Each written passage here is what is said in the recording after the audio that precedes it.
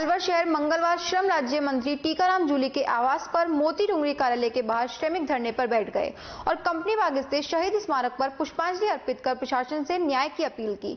श्रमिक निरंजन सिंह ने हाथों में जहर की शीशी लेकर बैठ गए। श्रमिक निरंजन सिंह का कहना है कि वह 4 अक्टूबर से श्रम मंत्री के कार्यालय के बाहर 5 श्रमिकों के साथ धरने पर बैठे हैं। मंगलवार सुबह शहीद स्मारक पर पहुंचकर शहीदों को पुष्प अर्पित किए। निरंजन सिंह ने हाथ में जहर की शीशी दिखाई और उनको आश्वासन मिलने के बाद भी न्याय नहीं मिला है, इसी मजबूरी के कारण जहर की शीशी को लेकर आए हैं। श्रमिक निरंजन सिंह ने कहा कि वह कई बार जूली एवं श्रमिक विभाग के अधिकारियों से मुलाकात कर चुके हैं और उनका कोरा आश्वासन ही मिलता है कि 5 या 10 दिन में आपको आपका पैसा मिल जाएगा। हमारा जो न्याय की मांग को लेकर के माननीय श्रम राज्य मंत्री जी के कार्यालय पर 9 दिन से शांतिपूर्वक धरने पर बैठे हुए हैं, लेकिन हमें ऐसा प्रतीत होता है कि आज सरकार चाहती नहीं है कि जो आदमी शांतिपूर्वक अपनी बात रख रहा है उसकी आवाज को सुना जाए। मैंने जो है ना इस बात को लेके 2 साल से मुख्यमंत्री जी, श्रम मंत्री जी से मिलता रहा, आश्वासन देते रहे।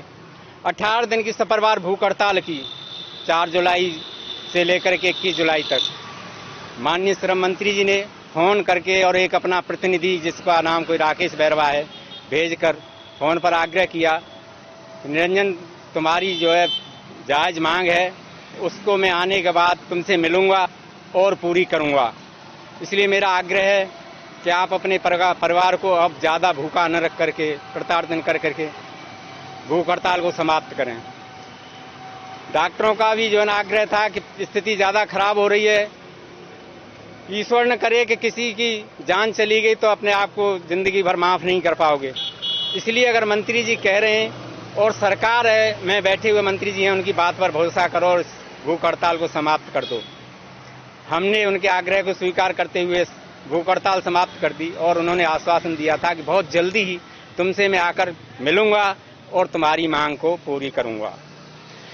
लेकिन आज 3 महीने बीत गए, माननीय श्रम राज्य मंत्री जी से मिलते हैं, वो सिर्फ आश्वासन देते हैं, हाँ कर रहा हूँ 10 दिन में 5 दिन में। और मेरी स्थिति ये है कि मैं बेरोजगार, किराए के लिए मकान नहीं, मुझे तो अब जो है महीने 2 महीने के लिए बेटी का पेपर था, किसी ने बस अस्थायी रूप से दे दिया कि भाई बेटी का पेपर है।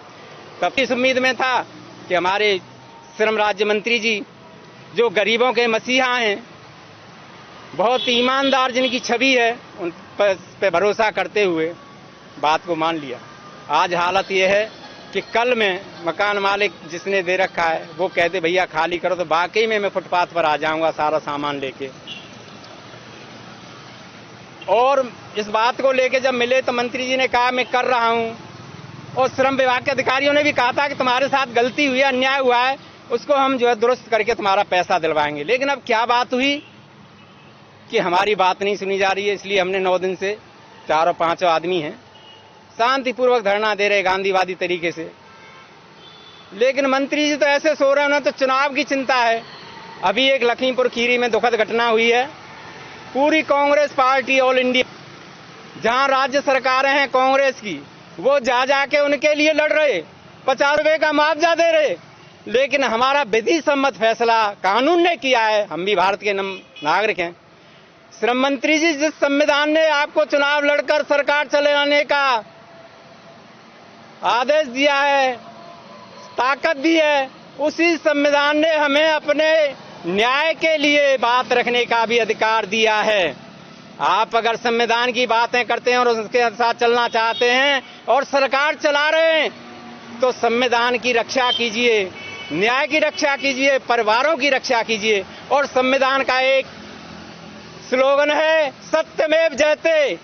तो हम आपसे निवेदन करते हैं कि आप कृपा करके न्याय की रक्षा करो, परिवारों को बचाओ और सत्यमेव बचाओ।